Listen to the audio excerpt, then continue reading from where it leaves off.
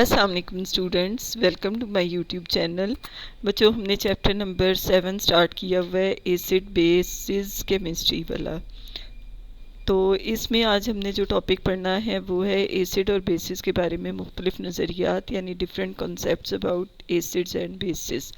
तो बच्चों, एसिड और बेसिस की जो तारीफ़ हमने पहली वीडियो में देखी थी, तो उसके अलावा बहुत से साइंसदानों ने एसिड और बेसिस के बारे में मुख्तलिफ नज़रियात पेश किए।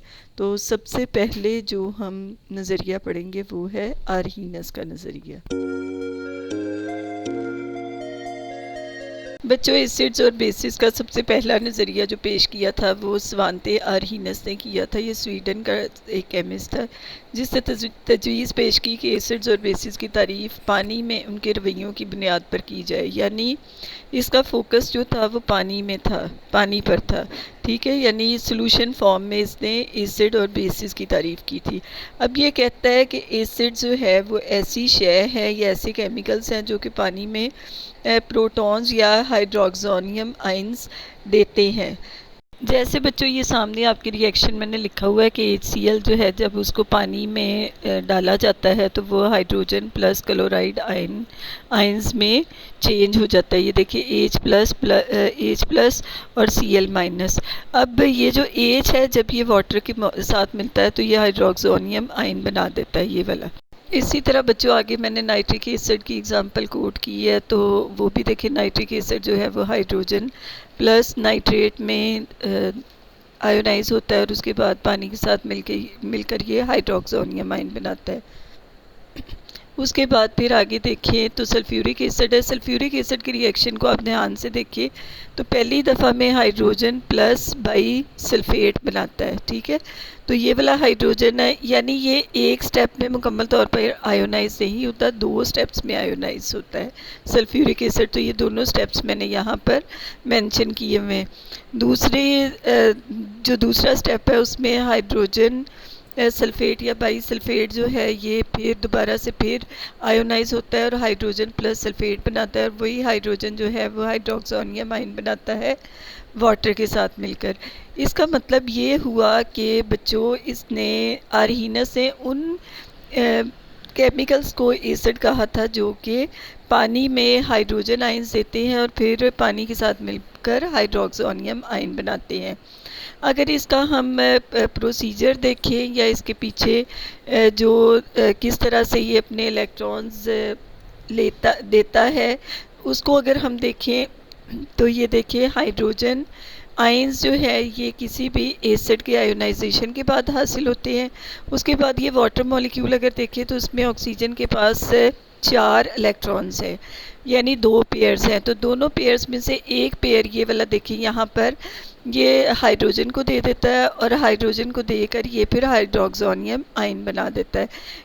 इस तरह बच्चों यहाँ पे वाज़ेह हो जाता है कि किस तरह से ऑक्सीजन अपना एक इलेक्ट्रॉन पेयर हाइड्रोजन को देती है और फिर वो हाइड्रोक्सोनियम आइन में चेंज हो जाता है। उसके बाद बच्चों नेक्स्ट आ जाते हैं बेसिस। तो आर्हीनस ने उन केमिकल्स को बेसिस कहा था या ऐसी अशिया को बेसिस कहा था जो पानी में हाइड्रोक्सल आइन देते हैं। तो इसका भी ये रिएक्शन अगर आप देखें तो देखिए सोडियम हाइड्रोक्साइड है, ये पानी में यानी एक्वस सॉल्यूशन में ये सोडियम प्लस हाइड्रोक्सल आइन में ये डिसोसिएट हो जाता है या आयोनाइज हो जाता है। ठीक है, तो फिर इसमें जो सोडियम है उस पर पॉजिटिव चार्ज है और जो हाइड्रोक्सल आइन है उस पर नेगेटिव चार्ज है। इसका मतलब ये हुआ कि आर्हीनस के मुताबिक पानी जो है वो ऐसा मीडियम है जो कि आयोनाइजेशन के लिए बहुत इम्पॉर्टेंट है। बच्चों अब ये देखिए, ये डायग्राम आपकी बुक में से ही मैंने दी हुई है। कुछ साइंटिस्ट के मुताबिक किसी भी हाइड्रोक्सल आइन को, जिसको ये मैंने रेड कलर से सर्कल किया हुआ है, इसको जो है ना वो 4 वाटर मॉलिक्यूल घेरे होते हैं।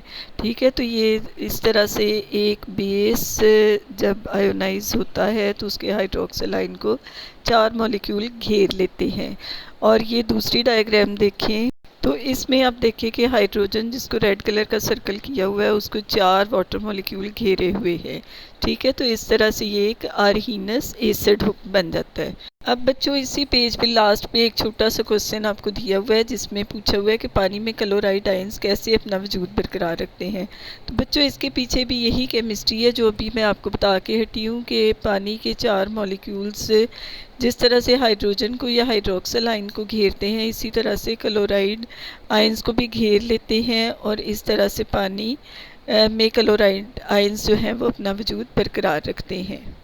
बच्चों अब इसमें देखें तो एक टर्म आ जाती है न्यूट्रलाइजेशन। तो आर्हीनस का नज़रिया जो है वो न्यूट्रलाइजेशन की भी वजाहत करता है कि जब किसी भी सोल्यूशन में एसिड्स मौजूद हों तो उसमें ACl जो है वो हाइड्रोक्सोनियम आयन और क्लोराइड आयन में मौजूद होता है आयंस की सूरत में, और सोडियम हाइड्रोक्साइड अगर है तो वो सोडियम प्लस हाइड्रोक्सल आयन में आयोनाइज होता है। अब इसमें से देखिए क्लोराइड आयन और सोडियम आयन जो है ये आपस में मिल जाते हैं और ये सॉल्ट्स बना देते हैं, यानी एसिड और बेसिस दोनों आपस में जब मिलते हैं तो फिर उनके आयंस सॉल्ट्स बना देते हैं और इस तरह से एक दूसरे के असर को ज़ाइल कर देते हैं। ये प्रोसेस जो है ये न्यूट्रलाइजेशन कहलाता है। अब देखिए यहाँ से बच्चों ये हाइड्रोक्सोनियम आयन और हाइड्रोक्सिल आयन जो यहाँ से हमें हासिल होते हैं ये दोनों आपस में रिएक्ट करके दोबारा से पानी बना लेते हैं। ठीक है, तो ये जो सोडियम और क्लोराइड आयंस हैं ये इस सॉल्यूशन में मौजूद है तो इनको हाइड्रेटेड स्पेक्टेटर आयंस कहा जाता है।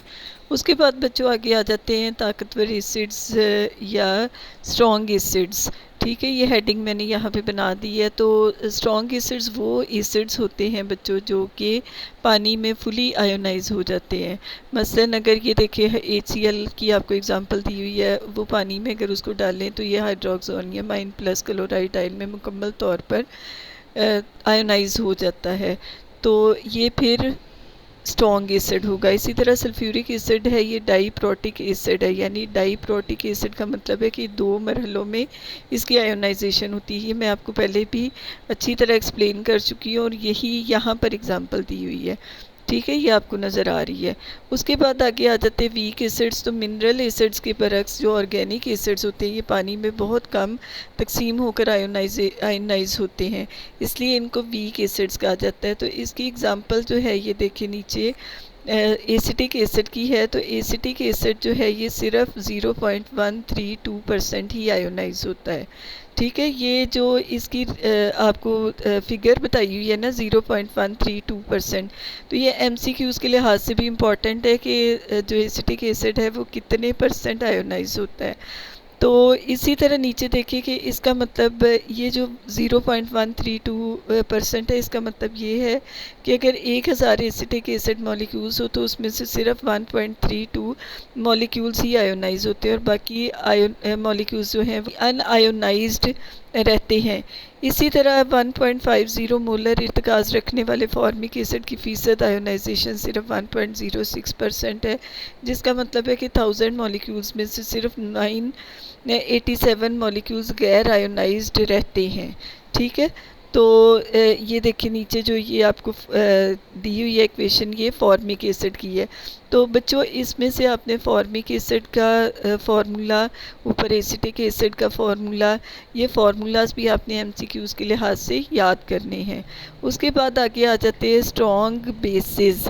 तो ये भी उसी तरह से है जैसे एसिड्स पानी में फुली आयोनाइज हो जाते हैं, तो इसमें बेसिस भी वही स्ट्रॉन्ग बेसिस होंगे जो कि पानी में फुली आयोनाइज हो जाते हैं। तो इसमें एग्जांपल है सोडियम हाइड्रोक्साइड की और पोटाशियम हाइड्रोक्साइड्स की, ये स्ट्रॉन्ग बेसिस है। उसके बाद वीक बेसिस आ जाते हैं। तो ये ऊपर मश्क भी आपको दी हुई है कि अमोनियम हाइड्रोक्साइड पानी में सिर्फ जुज़वी तौर पर आयोनाइज क्यों होता है। तो ये इसलिए कम आयोनाइज होता है क्योंकि ये एक वीक बेस है। ठीक है, तो अमोनियम हाइड्रोक्साइड, एल्युमिनियम हाइड्रोक्साइड, ये जो है ये कमज़ोर बेसिस की या वीक बेसिस की एग्जांपल्स है क्योंकि ये पानी में बहुत कम आयोनाइज होते हैं। ठीक है, तो ये इसकी भी एक नीचे इक्वेशन दी हुई है NH4OH और एरोसाइन NH4 plus plus OH minus यानी हाइड्रोक्सल आइन। उसके बाद बच्चों अब इस वीडियो का लास्ट टॉपिक आ जाता है तो ये दिलचस्प मालूमात में, लेकिन ये शॉर्ट क्वेश्चन के तौर पर भी एग्ज़ाम्स के पॉइंट ऑफ व्यू से काफ़ी इम्पॉर्टेंट है। तो टॉपिक है हमारा मैदे की तेज़ाबियत या हाइपर एसिडिटी। मैदे की तेज़ाबियत क्या होती है? ये बच्चों एक आम सी बीमारी है जो अक्सर जब मसालेदार खुराक या फिर चर्बी वाली खुराक खाएं तो फिर पैदा हो जाती है। इसमें होता क्या है कि हमारे जो स्टमक है या मैदा है उसके अंदर खुराक को हज़म करने के लिए एक एसिड हाइड्रोक्लोरिक एसिड पाया जाता है। जब हम इस तरह की कोई ग़िज़ा खाते हैं तो फिर जो मैदे के सेल्स हैं वो ज़्यादा हाइड्रोक्लोरिक एसिड पैदा करना शुरू कर देते हैं या ख़ारिज करना शुरू कर देते हैं, जिसकी वजह से हाइपर एसिडिटी की शिकायत होती है। तो इसकी अलामात अगर देखें तो सीने में जलन, मुंह का जायका कड़वा हो जाना या फिर दिल के अतराफ जगहों में दर्द शामिल है। तो इस सूरत हाल को ख़त्म करने के लिए कमज़ोर बेसिस यानी कैल्शियम हाइड्रोक्साइड और मैग्नीशियम हाइड्रोक्साइड से बनी हुई गोलियां खाई जाती हैं। इन गोलियों को एंटीसिड्स का नाम दिया गया है। ये गोलियां मैदे में मौजूद एसिड को न्यूट्रलाइज करके इस बीमारी को ख़त्म कर देती हैं। कमज़ोर बेसिस से बनी ये गोलियां हल्क को या मैदे को कोई नुकसान नहीं पहुंचा सकती। बच्चों मैं फिर रिपीट कर देती हूँ कि इसमें जो टैबलेट्स के नेम है यानी कैल्शियम हाइड्रोक्साइड और मैग्नीशियम हाइड्रोक्साइड, ये अक्सर एमसीक्यूज़ के हवाले से भी काफ़ी इम्पॉर्टेंट है, तो इसको आप अच्छे तरीके से याद कर लें। तो इसके साथ ही बच्चों मैं आज की वीडियो को ख़त्म करती हूँ। उम्मीद है कि आपको आज का लेसन भी अच्छी तरह समझ आ गया होगा। तो मेरे चैनल को लाइक करना, सब्सक्राइब करना और शेयर करना ना भूलिएगा। Thank you so much. अल्लाह हाफिज़।